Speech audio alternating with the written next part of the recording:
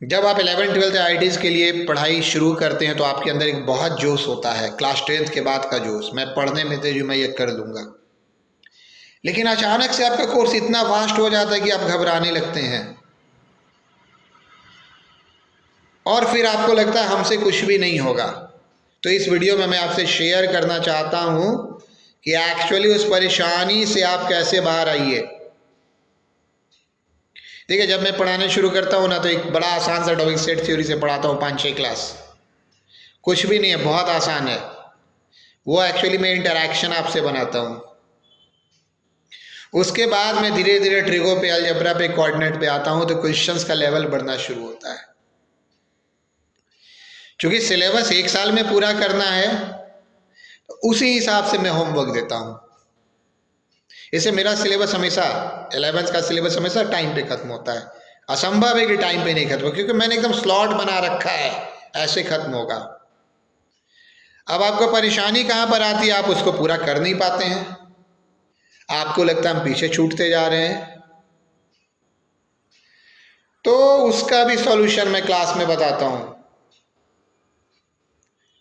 उसका भी मैं सॉल्यूशन क्लास में बताता हूँ कि अगर मैं प्रोग्रेशन पढ़ा रहा हूँ और मैंने प्रोग्रेशन पढ़ाकर अगला टॉपिक बाइनोमियल थ्योरम शुरू कर दिया और आपको लगता है मैं 60-70% ही प्रोग्रेशन बना सका था, कोई दिक्कत नहीं है। 60-70% एक चैप्टर में बहुत होता है। आप सिर्फ इस बात को नोट डाउन कीजिए कि मैंने प्रोग्रेशन में क्या क्या नहीं बनाया है। आप मेरे साथ बाइनोमियल में चले आइए। मीन्स हर टीचर के साथ यही करना है।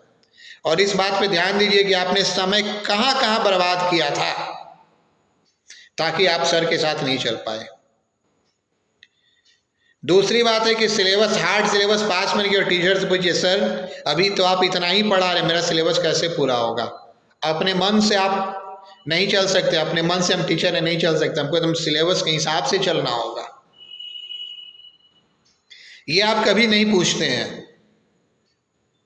अगर फिजिक्स में कोई टीचर आपको 3-4 महीने के बाद न्यूटन्स लॉ में ही रखता है या न्यूटन्स लॉ में भी नहीं आता है तो आप कभी क्वेश्चन नहीं करते हैं, सर बाकी है, सर वर्क एनर्जी है, सर सर्कुलर मोशन है, सर सुना है, सर सेंटर ऑफ मास और रोटेशन तो बड़ा डिफिकल्ट है, सर पूरा, सर हाइड्रोडायनेमिक्स है, सर हीट है, सर वेव है, सर कैसा होगा?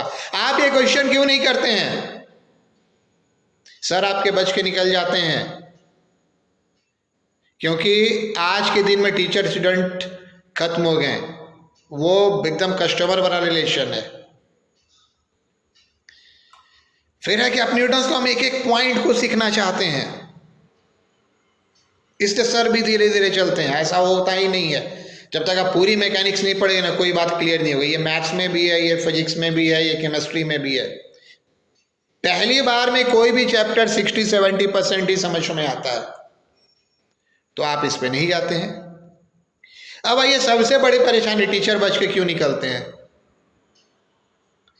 जब मैं आपको, मेरा कोर्स एकदम बटा हुआ है, अगर आप देखेंगे तो मेरे पास 2 असाइनमेंट है।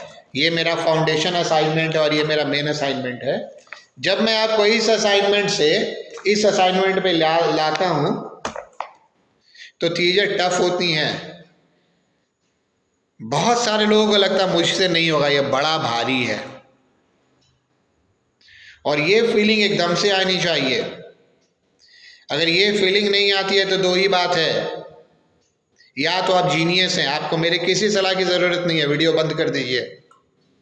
और या तो आप पढ़ते नहीं हैं, फिर भी कोई समस्या नहीं आएगी।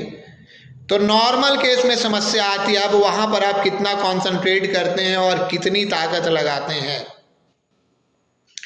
कुछ पढ़ते हैं, आपका लेवल और बढ़ता है, और मुझे लगता है कि आपका लेवल और बढ़ता है तो मैं कुछ और आपको दे देता हूँ। फिर अगला टेंशन, सर अब वो पीछे वाला तो बन गया, सर ये तो नहीं बनता है। अगर आप आईटी एडवांस की बात करेंगे तो आप जहाँ तक जाएंगे ना, मैं आपको एक नया टेंशन दूंगा। बट शुरू का 1 या 2 लेवल क्रैक, मैं पहला और दूसरा जो लेवल आपको देता हूँ वहाँ तक क्रैक के बाद आप आईटी क्रैक कर सकते हैं। लेकिन ये फीलिंग एकदम से आती है मुझसे नहीं होगा, और जिस दिन आती है ये फीलिंग मुझसे नहीं होगा उस दिन आप अपने आप को एकदम से मोटिवेट कीजिए। क्यों नहीं होगा? सवाल ही है ना। इसको 2 बार बनाएंगे, 3 बार बनाएंगे, 4 बार बनाएंगे, 5 बार बनाएंगे, बनेगा क्यों नहीं? मैं तो इस असाइनमेंट को हमेशा कहता हूँ, भाई इस असाइनमेंट को कम से कम तुम 3 बार बनाओ। कुछ चैप्टर जो कोनिक है, कॉम्प्लेक्स है, 5 बार बनाओ। आईडी का क्वेश्चन बैंक बनाओ और आईडी के सवाल नहीं बने तो मेरा नाम बदल देना। और इससे ज़्यादा आप बना नहीं सकते हो, क्योंकि आपको फिजिक्स और केमिस्ट्री में पढ़ना है। मैं हमेशा मोटिवेट करता हूँ।